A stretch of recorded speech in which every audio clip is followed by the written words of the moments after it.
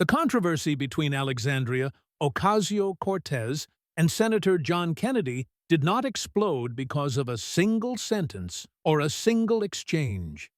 It unfolded because modern political debates are no longer judged by policy depth alone, but by how moments feel when clipped and replayed. When a remark about age, relevance, or the future enters the frame, substance instantly competes with symbolism.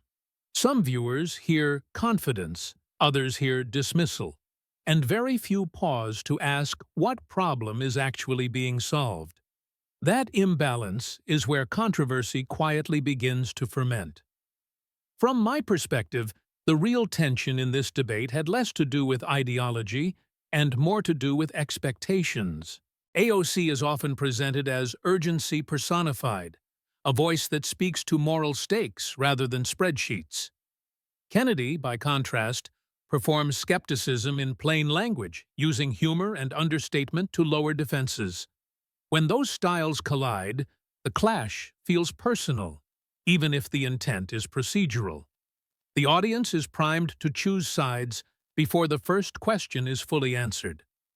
Television amplifies this effect by compressing complex ideas into emotional beats. A bold vision sounds powerful in a speech, but it invites a different kind of test when placed under cross-examination. Skepticism sounds dull until it starts asking questions that demand concrete answers. Neither approach is inherently superior, but the format rewards one at the expense of the other depending on the moment. That is why so many debates feel decisive without actually deciding anything. The opening exchange set the tone by reframing disagreement as generational conflict. Once age becomes shorthand for relevance, policy details fade into the background. Viewers are nudged to react emotionally rather than analytically. Supporters hear courage and defiance. Critics hear arrogance or dismissal. Almost no one hears a clear explanation of how competing ideas would work in practice. Kennedy's response style leans into a familiar rhetorical move, playing less informed than he is. This tactic is not accidental, and it is not unique to him. By asking questions that sound simple, he invites the audience to participate in judging the answers. When the answers feel abstract or incomplete, the gap becomes visible without overt accusation. That visibility is often mistaken for victory. AOC's strength has always been narrative clarity rather than technical exposition. She speaks in moral frameworks that resonate with people who feel excluded from economic success. That resonance is real, and dismissing it as mere performance misses why it attracts loyalty. However, moral framing becomes vulnerable when it collides with demands for numerical precision. The question then shifts from what should be done to whether the speaker fully controls the details. This shift is not always fair, but it is predictable. Large policy ideas inevitably raise questions about cost, trade-offs, and unintended consequences. When those questions are asked in rapid succession, they can sound like traps rather than inquiries. The audience senses tension and interprets hesitation as weakness.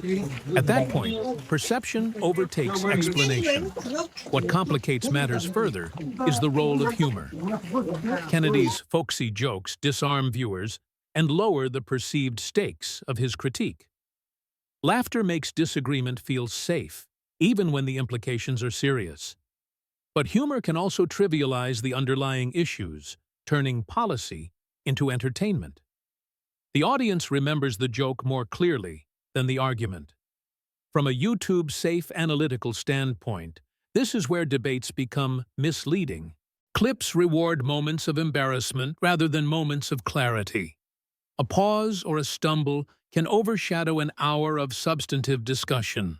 The algorithm favors confidence and conflict, not careful reasoning. As a result, viewers often feel informed while absorbing very little context. Another overlooked element is how audiences project expectations onto participants. Many viewers expect Kennedy to be cautious and AOC to be visionary. When either deviates from that role, the deviation itself becomes the story. AOC answering with nuance can be framed as evasion, while Kennedy simplifying can be framed as wisdom. These narratives persist regardless of factual complexity. The controversy also reveals discomfort with large-scale thinking. Trillions of dollars are difficult to conceptualize, especially when broken into household analogies. Those analogies feel intuitive, but rest on assumptions that are rarely examined in the moment. Yet, once a number feels personal, it sticks emotionally. That stickiness shapes public reaction more than methodological debates ever could. Supporters of transformational policy argue that incremental logic cannot address systemic problems. Skeptics argue that ambition without detailed planning invites chaos. Both concerns are valid, but debates often force them into a binary choice. The format leaves little room to acknowledge uncertainty without appearing unprepared. That pressure incentivizes oversimplification on all sides. What I find most revealing is how quickly policy disputes become character judgments. Competence is inferred from tone rather than track record. Confidence is mistaken for mastery, and humility is mistaken for ignorance. Viewers rarely ask whether the format itself distorts their evaluation. Instead, they assign winners and losers based on emotional satisfaction. This is why the AOC Kennedy controversy resonated beyond its immediate content. It symbolized a broader anxiety about whether modern politics rewards substance or spectacle. The debate did not resolve questions about climate policy or economic restructuring. It exposed how difficult it has become to discuss those topics without turning them into viral theater. And that exposure, more than any single answer, is what made the moment linger. Short segments replaced full exchanges, and tone became more important than sequence. Viewers were no longer reacting to a debate, but to isolated moments engineered by framing and repetition. At that point, the argument stopped being about policy and became about competence. That transition is where interpretation starts to outweigh intention. From my point of view, this is where political debate becomes structurally unfair to everyone involved. AOC's style relies on narrative momentum, building an argument across multiple layers of moral urgency. Kennedy's style relies on interruption and reset, pulling discussion back to discrete questions. When those styles collide in a clipped environment, the reset almost always wins. It feels cleaner, sharper, and more decisive, even when it oversimplifies. What many viewers interpreted as intellectual dominance was often a triumph of format rather than substance. Simple questions feel powerful because they invite immediate judgment. Complex answers feel weak because they require patience the medium does not encourage. That imbalance does not mean the simple question is always more honest. It means the platform favors answers that resolve quickly, not accurately. Another factor shaping perception was expectation management. Kennedy entered the debate with low cultural expectations outside his base. AOC entered with extremely high ones, amplified by her online visibility. When expectations are asymmetric, outcomes rarely feel neutral. One side is praised for clarity, the other is punished for not exceeding an inflated bar. There is also a subtle psychological effect at work. Audiences often reward speakers who appear to teach rather than persuade. Kennedy's questioning posture put him in the role of explainer, even when he was arguing. AOC, by contrast, remained in the role of advocate. Explainers are perceived as credible, advocates as biased, regardless of expertise. This perception gap is not about intelligence. It is about how authority is constructed on screen. Authority comes from appearing calm, curious, and unthreatened. Urgency, even when justified, is often misread as instability. That misreading shapes who audiences trust with complexity. The controversy also exposed discomfort with moralized economics. When policy is framed primarily in ethical terms, critics demand technical validation. When it is framed technically, supporters demand moral justification. Few debates allow space for both simultaneously. As a result, participants are judged for what they emphasize rather than what they understand. AOC's defenders argue that demanding precise figures in a televised setting is performative skepticism. Kennedy's supporters argue that refusing to provide figures signals unserious policymaking. Both claims contain some truth. The deeper issue is whether debates are the right venue for this kind of evaluation. If they are not, why do we keep treating them as decisive? Humor again played an outsized role in shaping the narrative. Light jokes lower cognitive resistance and increase audience agreement. Once people laugh, they are more likely to accept the premise that follows. This does not mean the premise is false, only that it is easier to absorb. Serious policy rarely benefits from this asymmetry. Another overlooked element is how gender and age perceptions interact. A younger woman expressing certainty is often read differently than an older man doing the same. Confidence can be interpreted as arrogance depending on who delivers it. This dynamic is rarely acknowledged but consistently present. Ignoring it oversimplifies audience reactions. The debate's aftermath also demonstrated how quickly narratives harden. Once a person is labeled unprepared or evasive, every subsequent appearance is filtered through that lens. Corrections or clarifications struggle to gain traction after the initial impression sets. This creates a feedback loop where perception becomes self-reinforcing. At that point, facts struggle to catch up. What troubles me most is how little space remains for intellectual humility. Admitting uncertainty is often treated as weakness, yet policy development is inherently uncertain, especially at scale. Debates punish honesty about limits while rewarding confident generalities. That incentive structure distorts public understanding. This raises a controversial but necessary question. Do we actually want politicians who think out loud, revise, and refine in public? Or do we prefer polished certainty, even when it masks unresolved questions? If the latter, we should be honest about the trade-off. Clarity may come at the cost of depth. The AOC-Kennedy exchange became a symbol because it touched this nerve. It forced viewers to confront what they value more, vision or verification. Neither can function alone, yet debates demand a choice. That demand creates winners and losers independent of policy merit. And once chosen, those labels are hard to undo. One model prioritizes technocratic fluency and measurable outputs. The other prioritizes moral framing and long-term directional change. The conflict felt personal only because those models are embodied by people. From my perspective, this clash exposes a deeper tension in modern democratic politics. Voters are asked to choose between reassurance and disruption. One voice says the system can be fixed with careful math and incremental reform. The other says the system itself is the problem and must be reimagined. Televised debates, however, are designed to reward reassurance.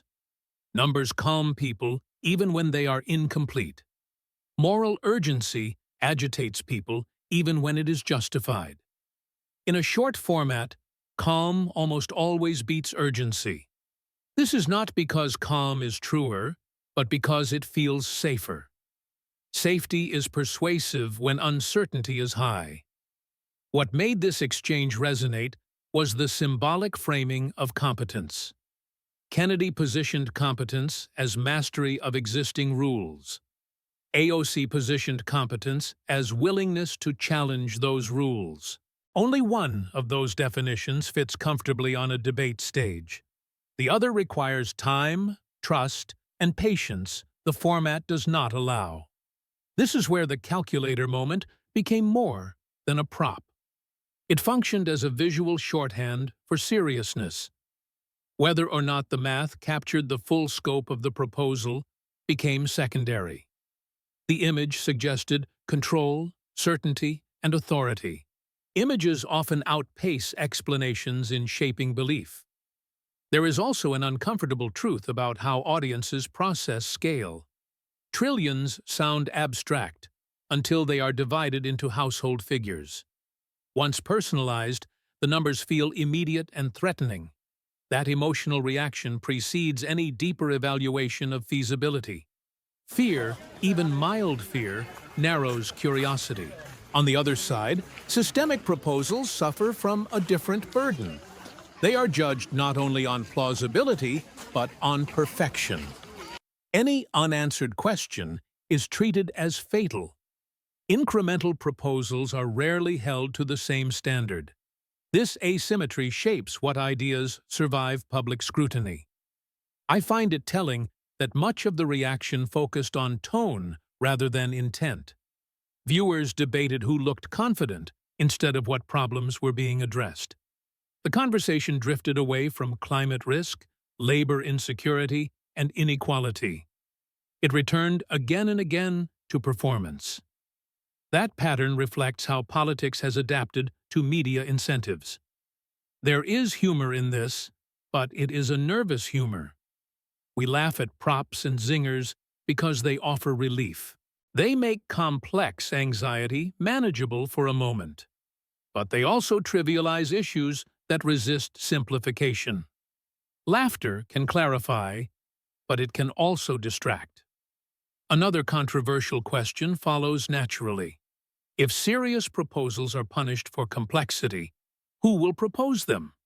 If simplified answers are rewarded, what happens to long-term planning? Do we end up selecting for communicators over thinkers? And if so, is that a flaw or a feature of the system? The debate did not resolve these questions. It merely exposed them. Supporters on both sides saw confirmation of what they already believed. Skeptics grew more entrenched, not more curious. That outcome suggests the limits of debate as a tool for understanding. What matters next is how moments like this quietly redefine what competence looks like in the public imagination. Not competence as depth, experience, or long-term results, but competence as the ability to survive pressure on camera. That is a very different skill set, and one that favors certain personalities over others. It rewards preparation for confrontation, not preparation for governance. And over time, that distinction reshapes who rises and who falls. In this sense, the Kennedy-Ocasio-Cortez exchange was less a clash of ideologies than a clash of formats. One participant treated the debate as a courtroom cross-examination. The other treated it as a platform for moral persuasion. Those two approaches do not coexist easily on live television. The format itself chose a winner before the first question was asked. This is why asking who won may be the wrong question. A better question is who the format was designed to reward. Was it designed to test policy feasibility or rhetorical resilience? Was it meant to explore trade-offs or expose weaknesses? And who benefits when politics becomes indistinguishable from performance? There is also an uncomfortable asymmetry in how mistakes are judged. An arithmetic slip becomes evidence of intellectual fraud. A moral oversimplification is treated as visionary passion. Which errors are forgiven depends less on severity than on narrative fit. That selectivity is rarely acknowledged, but deeply influential. From my perspective, this asymmetry fuels distrust on all sides. Supporters feel their champion was unfairly caricatured. Critics feel long-held suspicions were finally confirmed. Neither group is incentivized to reconsider their assumptions. The result is reinforcement, not reflection. Another overlooked factor is scale. Large proposals are inherently easier to attack than incremental ones. The bigger the number, the more vulnerable it becomes to ridicule. Yet many systemic problems genuinely require large interventions. Reducing them to sticker shock avoids engaging the underlying issue. At the same time, skepticism toward massive proposals is not irrational. History offers plenty of examples where ambition outpaced execution. Voters have learned to ask who pays, who benefits, and who decides. Those questions are reasonable, even necessary. The problem arises when questioning turns into dismissal. This tension explains why economic debates are uniquely volatile. Economics sits at the intersection of math, values, and lived experience. Numbers feel objective, but their interpretation never is. Two people can agree on figures and disagree on meaning. Televised debates rarely leave room for that distinction. Humor, again, plays a critical role. It lowers defenses and builds rapport. It also frames the opponent before they can frame themselves. Once laughter enters the room, authority shifts. The audience follows instinct, not spreadsheets. I do not think this dynamic is accidental. Modern political communication is engineered around virality. Producers understand which moments travel and which die on stage. Subtlety does not trend. Clarity that fits a meme does. This creates pressure on all participants to simplify or exaggerate. Those who resist appear evasive or unprepared. Those who lean into simplification appear decisive. Over time, that incentive structure reshapes discourse itself. Policy becomes theater because theater is rewarded. It is also worth asking how gender and age expectations factor in. Confidence is read differently depending on who expresses it. Hesitation is framed differently depending on who hesitates. The same behavior can signal thoughtfulness or incompetence. Those biases operate quietly but powerfully. Critics of AOC argue that policy requires precision. Supporters counter that moral urgency cannot wait for perfect math. Both positions contain truth. Urgency without rigor risks collapse. Rigor without urgency risks paralysis. The debate exposed that unresolved contradiction. Neither side fully bridged it. Yet audiences were encouraged to pick a side anyway. That choice felt decisive, even if it solved nothing. Perception replaced progress. What troubles me most is how easily this pattern repeats. A viral confrontation becomes a stand-in for serious evaluation. Credentials are mocked or worshipped depending on convenience. Preparation is confused with wisdom. Confidence is confused with correctness. Meanwhile, the substantive challenges remain. Climate transition still demands trade-offs. Economic restructuring still requires painful choices. Public trust still erodes. None of these issues were settled by a single exchange. If anything, moments like this risk hardening positions. They make compromise feel like weakness. They turn revision into retreat. They discourage intellectual humility. That is a dangerous trajectory for a pluralistic system. I am left with a final question that lingers beyond the spectacle. Are we selecting leaders for their ability to govern or to dominate moments?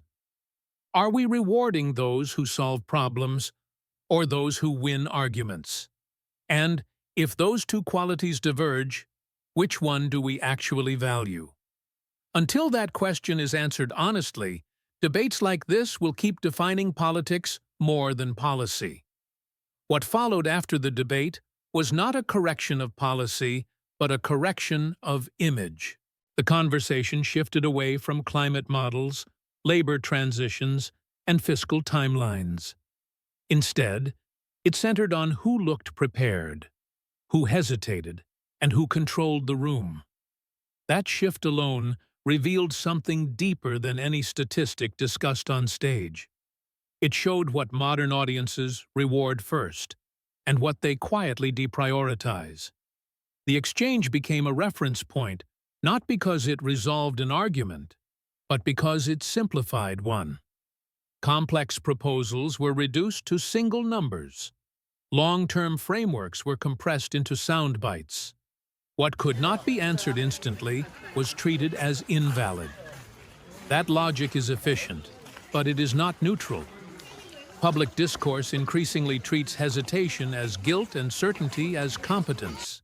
Yet policy development rarely operates on certainty alone. Most large-scale reforms evolve through drafts, revisions, and negotiated compromises. Television debate formats collapse that process into minutes. What survives that compression is not always what works best in practice. The audience response reflected this compression clearly. Moments of calculation drew laughter. Moments of explanation drew impatience. Silence was interpreted as failure rather than deliberation. Those reactions shaped the narrative more than the content itself. This dynamic raises a difficult question that remains unresolved. Should leaders be evaluated by how quickly they answer or how accurately they assess uncertainty? Is the ability to dominate a debate a proxy for governing skill, or does it merely reflect mastery of performance under pressure? The distinction matters more than the viral clips suggest. Economic arguments are especially vulnerable to this distortion. Numbers appear objective, but their framing is inherently subjective. Large figures invite shock, even when spread across decades. Smaller figures feel manageable, even when cumulative costs are hidden. Debates rarely slow down long enough to clarify those differences. Humor amplified the imbalance. A joke reframed complex policy as absurd. Once laughter took hold, reversal became impossible. The audience response locked in a hierarchy of credibility. From that point forward, substance struggled to regain footing. What is rarely acknowledged is how predictable this outcome was. The format favors cross-examination over exploration. It rewards interruption more than construction. It elevates confidence over caution. Any participant stepping into that structure accepts those rules implicitly. That does not make one side dishonest or the other malicious. It simply reflects how incentives shape behavior. Politicians adapt to environments that reward visibility. Media adapts to audiences that reward entertainment. The result is a feedback loop that few benefit from long-term. The controversy endured because it symbolized a broader fatigue. Voters are tired of abstractions without anchors. They are also wary of numbers used as weapons rather than tools. Suspicion runs in both directions.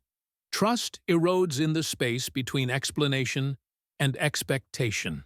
What remains unresolved is whether debates like this advance understanding. They clarify differences, but often at the cost of depth. They expose weaknesses, but rarely propose alternatives. They produce winners, but not solutions. That trade-off is rarely discussed openly. The aftermath demonstrated how narratives harden quickly. Supporters defended intention. Critics emphasized execution. Few engaged with the structural limits of the format itself. Attention moved on before reconciliation could occur. Meanwhile, the underlying challenges persisted unchanged. Climate policy still demands coordination and sacrifice. Economic reform still involves distributional consequences. None of these realities disappear because a debate went viral. They simply wait for quieter rooms and longer conversations. The lasting impact of the exchange may not lie in who faltered. It lies in what the audience learned to expect: speed over depth, certainty over process, performance over policy. Until those expectations shift, similar moments will continue to dominate discourse, not because they resolve disagreements, but because they dramatize them.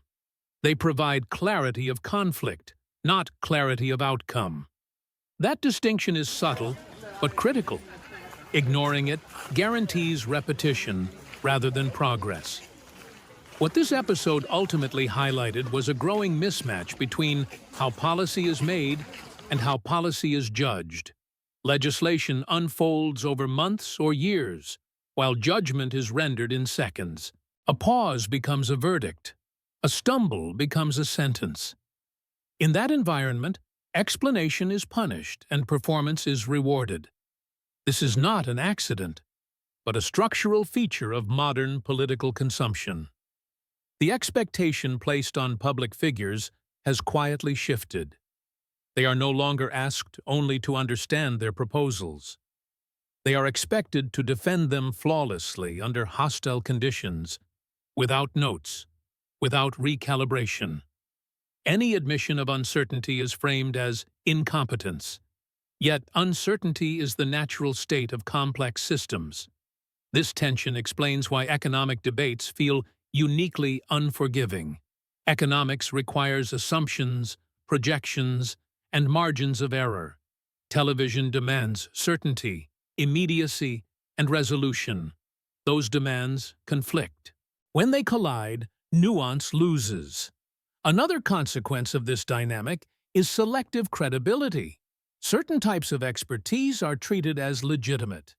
Others are dismissed as theoretical or evasive. The distinction is rarely about accuracy. It is about familiarity and emotional resonance. Audiences respond to what feels intuitive. Per-household calculations feel concrete, even when simplified. Long-term investment frameworks feel abstract, even when realistic. One feels like common sense, the other like avoidance. That perception shapes trust more than data ever could. This helps explain why large-scale proposals face a unique burden of proof. They must be explained perfectly, immediately, and defensively. Incremental policies often escape that scrutiny. Their costs are diffused. Their failures delayed. Their complexity hides behind process rather than headlines. The debate also exposed how quickly symbolism replaces substance. A calculator became a stand-in for fiscal responsibility. Silence became a proxy for ignorance. Laughter became evidence of correctness. None of these substitutes withstand serious examination, but they endure culturally. It is worth noting how rarely the conversation turned toward alternatives. Critique dominated, replacement did not. What happens after rejection was left unexplored. What incremental paths might exist went unaddressed. The spectacle rewarded negation, not construction. This pattern reinforces a cycle of political cynicism. Big ideas are mocked for being unrealistic.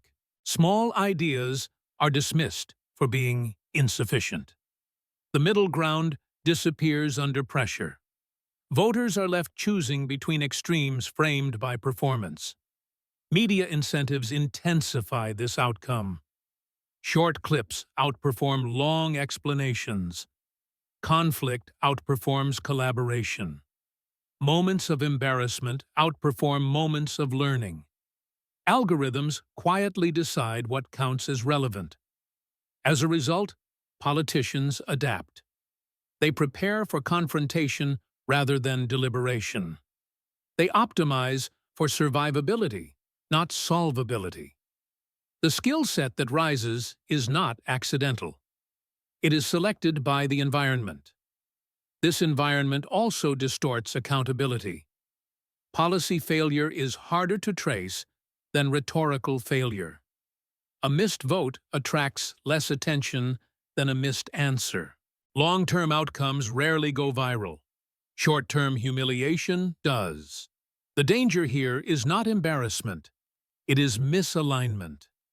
Leaders may become excellent debaters, and poor administrators. Audiences may feel informed while remaining underinformed. Democracy becomes performative rather than functional. The Kennedy-Ocasio-Cortez exchange crystallized these dynamics because it felt definitive. It appeared to settle questions that were never fully asked. It offered closure without resolution. That sense of finality was emotional, not analytical. Yet it shaped perception more powerfully than policy documents ever could. The broader question remains unresolved. What standard should be used to evaluate leadership? Is it mastery of material or mastery of moment? Is it the ability to win debates or to govern effectively afterward? The system currently favors the former. Until that imbalance is acknowledged, similar controversies will continue to surface. They will feel decisive. They will dominate cycles. They will change reputations. They will rarely change outcomes. The most lasting impact may not be on the individuals involved. It may be on what future candidates learn from watching. Preparation will shift toward optics. Policy depth will become secondary. That lesson will shape the next generation of political actors. In the end, the exchange did not end a debate. It exposed the rules under which debates now operate. Rules that prioritize speed over substance. Rules that reward certainty over inquiry. Rules that mistake performance for proof. As long as those rules remain intact, the same pattern will repeat. Different names, same structure. Different issues, same outcome. Moments will feel historic. Progress will remain elusive. Alexandria. Ocasio-Cortez did not lose credibility because she lacked conviction. She lost ground because conviction alone could not substitute for operational clarity. When pressed by Senator John Kennedy on mechanics rather than motivation, the gap became visible. Not a moral gap, but a procedural one. That distinction mattered more than slogans or applause. John Kennedy, by contrast, did not prevail because of ideology alone. He prevailed because he framed the exchange around verification rather than vision. Each question was designed to force specificity. Each pause was allowed to speak for itself. The contrast was amplified not by aggression, but by patience. This difference explains why the exchange resonated beyond partisan lines. Viewers were not only watching a progressive versus conservative clash, they were watching two fundamentally different approaches to authority. One rooted in moral urgency, the other rooted in procedural interrogation. Ocasio-Cortez spoke in terms of transformation. Kennedy responded in terms of constraints. Those two languages rarely translate cleanly. One describes what should be. The other insists on how it happens. The moment became controversial because neither approach is inherently illegitimate. Vision without structure collapses under scrutiny. Structure without vision risks stagnation. The debate elevated one at the expense of the other. That imbalance shaped perception more than substance. Kennedy's use of humor was not incidental. It softened the delivery while sharpening the impact. Laughter signaled alignment before agreement was even processed. Once the audience laughed, authority shifted. From that point on, recovery became unlikely. Ocasio-Cortez, accustomed to supportive environments and digital platforms, faced a different terrain. Live interrogation offered no space to reframe or redirect. Explanations that required layering appeared evasive. Silence was interpreted as failure. The format allowed no margin for complexity. What followed on social media reflected that same rigidity. Clips circulated stripped of context. Numbers were detached from timelines. Questions outlived explanations. Narrative solidified faster than clarification could travel. John Kennedy benefited from this compression. His questions survived intact in short form. They required no additional context to feel complete. They felt conclusive, even when they were selective. That selectivity went largely unexamined. Alexandria Ocasio-Cortez, meanwhile, became symbolic. Not merely a lawmaker, but a stand-in for a broader progressive movement. Critiques of her performance expanded into critiques of ideology. Personal missteps were generalized into systemic indictments. That expansion blurred individual accountability and collective debate. The controversy revealed how quickly political discourse personalizes policy.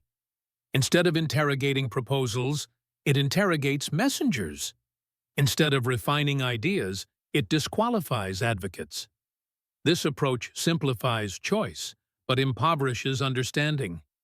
It rewards exposure, not evolution. The question rarely asked is what happens next. After the applause fades, legislation still must be written. Budgets still must balance.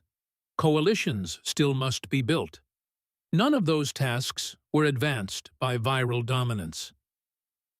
Kennedy returned to the Senate strengthened rhetorically. Ocasio-Cortez returned diminished symbolically. But the Green New Deal did not disappear, nor did concerns about climate transition. They simply retreated from the spotlight. That retreat is telling. It suggests that public reckoning does not always lead to policy resolution. Exposure can end conversations rather than deepen them. Defeat in perception becomes disqualification in practice. This dynamic discourages ambitious proposals altogether. The lesson absorbed by observers was not subtle. Do not bring unfinished frameworks into hostile formats. Do not rely on moral force alone. Do not expect complexity to survive compression. Those lessons shape future behavior. For rising figures like Alexandria Ocasio-Cortez, the cost was reputational. For veterans like John Kennedy, the reward was reinforcement.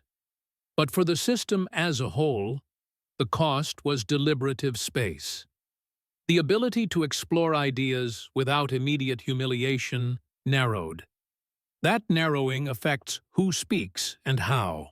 In the end, the debate did not settle whether Ocasio-Cortez was right or wrong. It settled how she would be perceived. It did not prove Kennedy's policy alternatives superior. It proved his command of the format decisive. Those are different outcomes with similar visibility. What remains is a broader challenge. If leadership is judged primarily by performance under pressure, then preparation will focus on defense, not design. Debate skills will outpace policy literacy, and spectacle will continue to substitute for substance. As long as that remains true, figures like John Kennedy will thrive in confrontation. Figures like Alexandria Ocasio-Cortez will face disproportionate risk, and the public will continue mistaking dominance for resolution. The controversy was never just about two people on a stage. It was about what kind of politics the stage now rewards. The final takeaway from the encounter between Alexandria Ocasio-Cortez and Senator John Kennedy is not a verdict, but a warning. It warns that modern politics increasingly confuses exposure with evaluation, that being tested in public is mistaken for being tested in substance, and that surviving a moment on camera is treated as proof of governing capacity. Those assumptions feel intuitive, but they are deeply misleading. What played out was not simply a debate between two individuals, it was a collision between two political eras, one shaped by social media immediacy, moral framing, and mass visibility. The other grounded in adversarial questioning, institutional memory, and procedural command. The format elevated one while constraining the other, and called that elevation truth. Neither Alexandria Ocasio-Cortez nor John Kennedy emerged as the full story. One represented ambition without finished scaffolding. The other represented skepticism without an alternative blueprint. Yet the audience was invited to believe the exchange settled everything. It did not. It merely simplified it. The danger lies in what comes next. Future leaders will learn that being right is secondary to looking ready, that clarity beats accuracy, that hesitation is fatal, even when honesty requires it, that politics is safest when reduced to performance. If this lesson hardens, fewer serious ideas will be risked publicly. Big proposals will be delayed until they are bulletproof or abandoned entirely. Incrementalism will be mistaken for wisdom. Boldness will be reframed as recklessness, and caution will masquerade as competence. Democracy does not fail all at once. It erodes quietly through incentives that reward the wrong skills, through formats that punish explanation, through audiences taught to cheer dominance instead of understanding. The debate made that erosion visible for a moment. In the end, the most important question was never who outperformed whom. It was whether the system still makes room for complexity without humiliation, whether ideas can be challenged without being caricatured, and whether leadership is measured by outcomes, not applause. Until those questions are answered honestly, moments like this will keep repeating.